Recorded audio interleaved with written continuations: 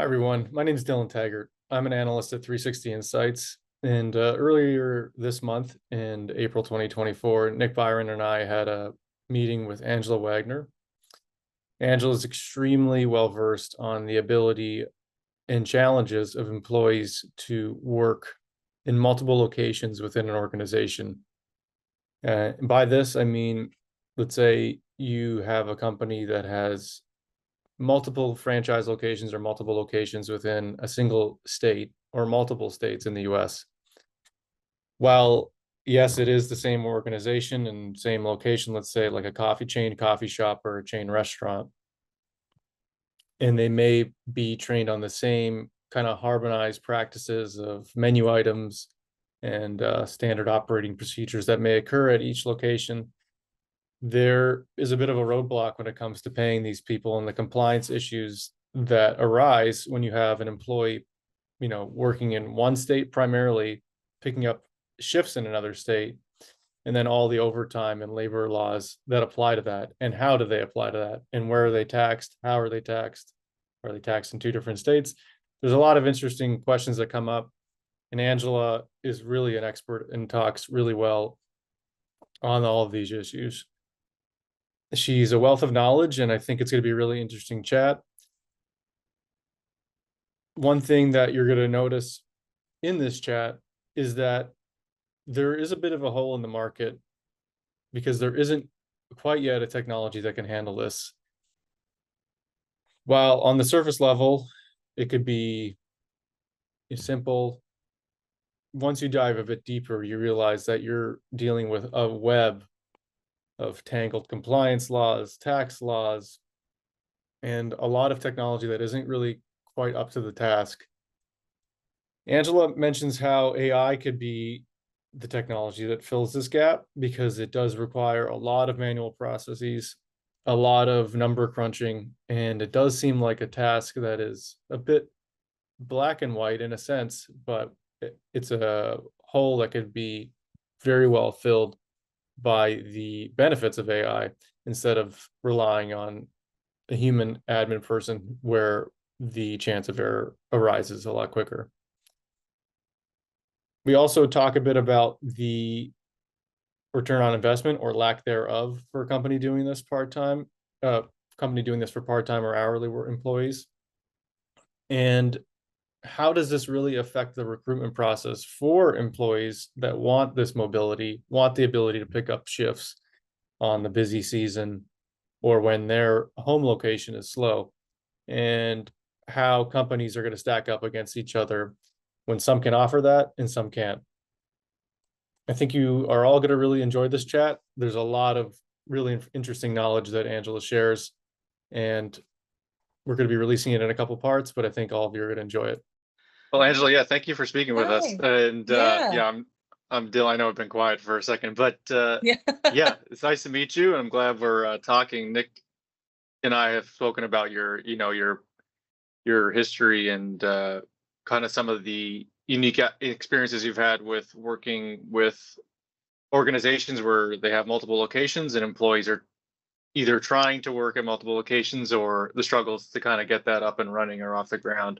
Yeah. And yeah, but thank you so much for speaking with us. And just because I'm looking at within my research practice kind of the workforce management, I guess, logistics of situations like that, where like you have a Starbucks or a Hilton, Yeah. where you have multiple locations, kind of tying into what we were just talking about, like what are some of the common requests you see with people working there where Yeah. people want to work at multiple locations but maybe can or can't.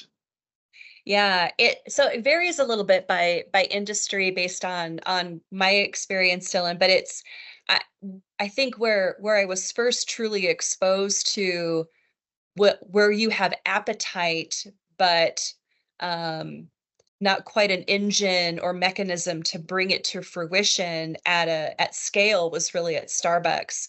At previous organizations, groups were fairly um regimented to a particular location, or they were like the airline industry as an example, the way that you track and pay flight crew, like pilots and flight attendants. There's a lot of exceptions, at least in the United States and other countries, underneath the Department of Transportation. So, there's a little bit of a nuance there. Quite run into the same situation, even though you've got people bouncing between different locations. But moving into the retail sector, and Starbucks is, for all intents and purposes, considered retail. We had so many requests where you would have, either, I talked about border crossers. You might have a store that is on the border of Northern California and a store literally a mile down the street, which is in Southern Oregon. Two different states, but maybe within the same region. And the thing with Starbucks and many similar organizations is that you've got a consistency in product. So think about if you go into a McDonald's and you order a cheeseburger, that it's going to look and feel and taste pretty much the same whether you order it in Connecticut or New York or Seattle. So Starbucks, same kind of thing. I know if I order a specific type of drink, it's going to look, feel, and taste the same regardless of where I am across the United States, at least. And so all the baristas are trained on the core menu items.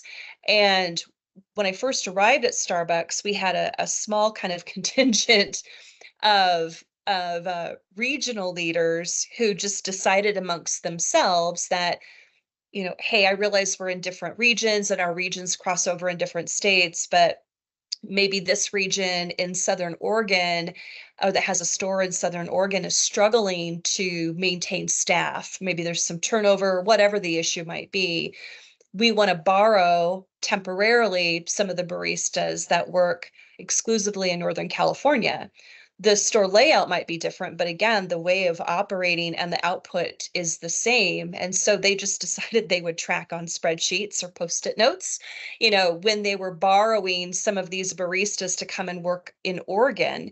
And kind of behind the scenes, they would work with their financial partner at corporate and say, hey, we need to do a journal entry for wage expense from this location to that, from cost center A to cost center B.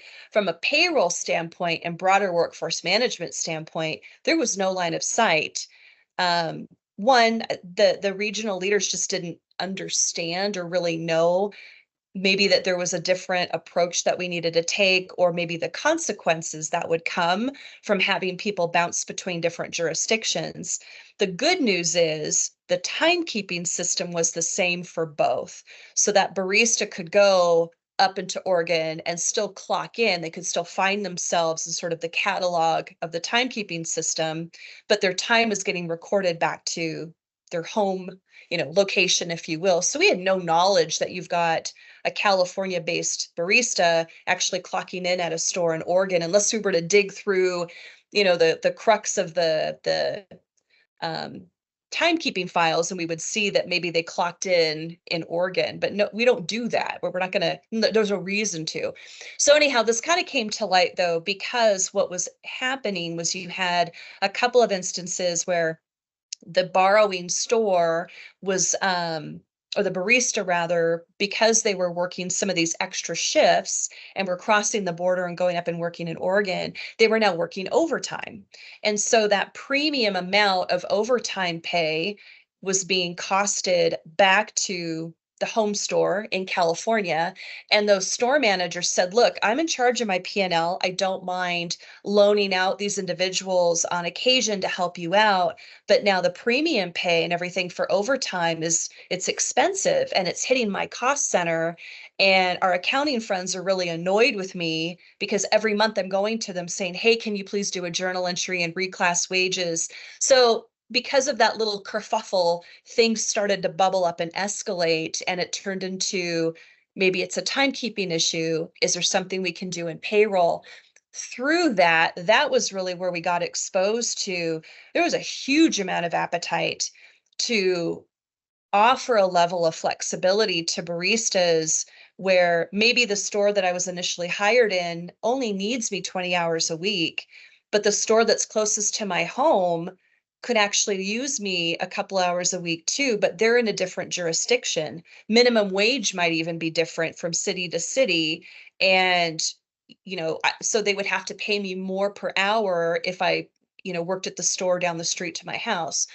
we even went kind of a step further and found that we had people who worked in one of the roasting plant facilities who had a similar skill set and wanted to pick up shifts at some of the reserve stores, because in the reserve stores, depending on the store, but many of those reserve stores, they had a little small batch roastery operation where it was a craft experience. You come in and they've got a bar and, just really kind of cool looking retail things you could buy, like mugs, and I don't have mine in here, but anyway, but the roasting mechanisms were very similar. So they wanted to pick up a different shift and make a little bit more money. Well, guess what? The reserve stores are a different legal entity. So now you've got, maybe it's same jurisdiction, different legal entity, or even different timekeeping systems. And so, from a corporate standpoint, the response was, we don't do this. We don't, borrow people across jurisdiction. Like, this is just not, it's a policy, and we're not going to do it because it is so much effort. There could be risk or some exposure. Well, the business is going to find a way to get their business done and cater to their customers, even if that means now they kind of go back into the shadows and figure out how to do things creatively on their own, usually in spreadsheets and things of that nature. So there was never a solve for it systematically.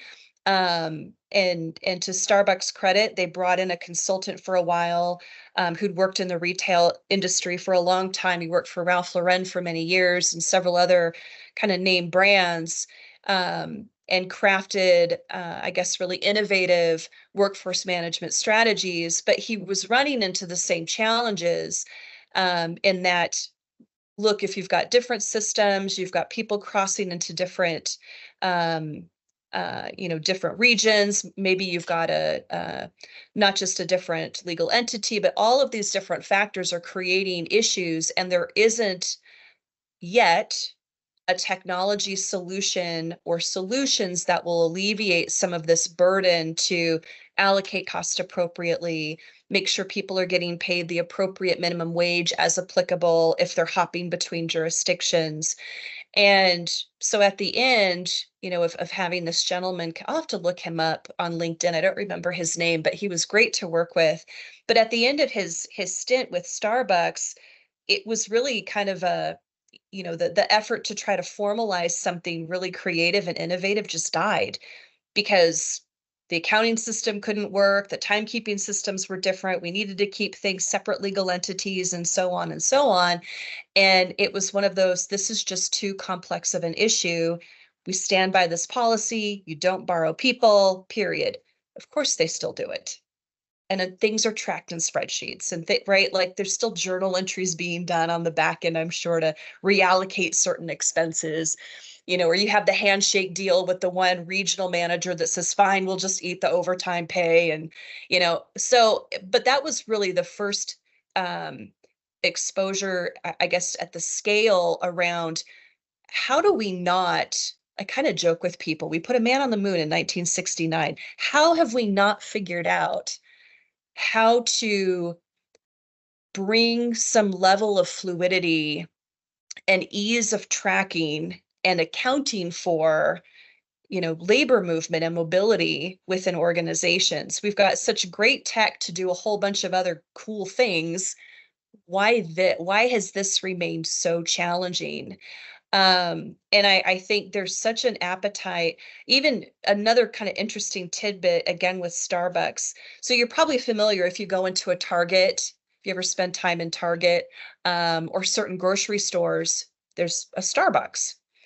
Those Starbucks locations are not manned by Starbucks employees. Those are those are a licensed store. So those are Target employees or Kroger employees, or, depending on where the store is.